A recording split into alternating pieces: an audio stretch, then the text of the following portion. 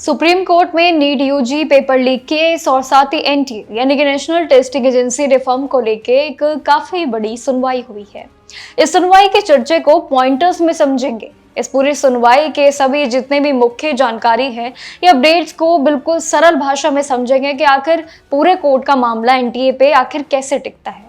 NTA की तरफ से ये पूरी टीम यानी कि सुनवाई के दौरान जो केंद्रीय शिक्षा मंत्रालय ने सुप्रीम कोर्ट को ये बताया कि एनटीए अब नेशनल और ये कि एनटीए अब सीधा एनआईसी की जितनी भी संस्था है और इसके अपनी खुद की एक टेक्नीशियन टीम बनाने की तैयारी सबसे बड़ी कर रही है आने वाले समय के लिए, ताकि परीक्षा सिस्टम को और ज्यादा मजबूती मिले और डिजिटल बनाया जा सके। एक नई पहल पहले भी थी लेकिन एक बार फिर से एआई और प्रोफेशनल की मदद से इस बार पेपर की ट्रांसलेशन होगी। एक नई पहल है जिसमें मंत्रालय ने कोर्ट को यह भी जानकारी दी है कि क्वेश्चन पेपर के ट्रांसलेशन जितने भी यानी कि जो अनुवाद रहेंगे उसको बेहतर और सुरक्षित बनाने के लिए प्रोफेशनल टीम मौजूद होगी और जिसके साथ साथ ये स्वदेशी एआई यानी कि आर्टिफिशियल इंटेलिजेंस मॉडल का भी यूज होगा।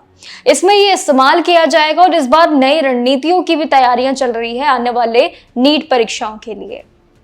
वहीं तीसरा, सुप्रीम कोर्ट का इसमें यानी कि इंस्टीट्यूशनल पूरे दर्जे पे आखिर जोर क्या होगा।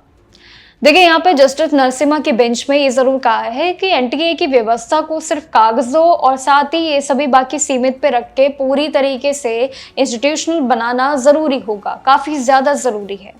इसके लिए सुरक्षित और साथ ही कॉन्फिडेंशियल जितना भी इंस्ट्रक्चर है, ये पूरा साइबर सिक्योरिटी और साथ ही अलग अलग टेस्टिंग सेंटर्स के पेपर सीलिंग के लिए ये पूरा परमानेंट कम्युनिटी होनी चाहिए। सिक्योरिटी को देखते हुए भी डायरेक्टर रैंक के ऑफिसर की यहाँ पे व्यवस्थाएं भी जरूर हो, क्योंकि ये सभी होना जरूरी है जो पहले नहीं था। वहीं राधा कृष्ण समिति के जितने भी अफसर रहे हैं और इसके पूरे एक मामले में एक नई बात है, कोर्ट ने केंद्र सचिव यानी कि यूनियन की तरफ से निर्देश दिए हैं कि राधा कृष्ण कमेटी की रिकमेंडेशन के लागू करने के नियम बड़े अलग है, जो कहीं ना कहीं उम्मीदवारों को पसंद भी आए। उन्होंने ये तर्क किया और ये उठाया कदम कि इसमें जब तक कोई भी प्रगति नहीं हो जाती है नीट को लेकर, जब तक कोई नई रणनीति ऐसी मजबूत ना आ जाए जिसमें सुप्रीम कोर्ट की मोहर ना लग जाए और जिसमें पूरा स्ट्रक्चर और मैन पावर और टेक्नीशियन जितनी भी जरूरत है ये पूरी जब तक ना हो, जब तक नीट की परीक्षाएं ना हो तो बेहतर है। तो ये कुछ ऐसे पॉइंटर्स है जिनको लेके सुप्रीम कोर्ट में अभी भी बात चल रही है कि नीट जैसी परीक्षाओं पे आखिर क्या क्या वो चीजें हैं जिनको लागू करके आने वाले समय में इसको सुरक्षित किया जा सकता है। अभी तो कुछ ऐसी चीजें अभी भी कायम है जिसमें ये पूरा माहौल अभी भी गर्मा गर्म है, लेकिन अभी भी कुछ चीजों पे प्लानिंग की जा रही है कि आखिर नीट को लेकर नई रणनीति क्या होगी।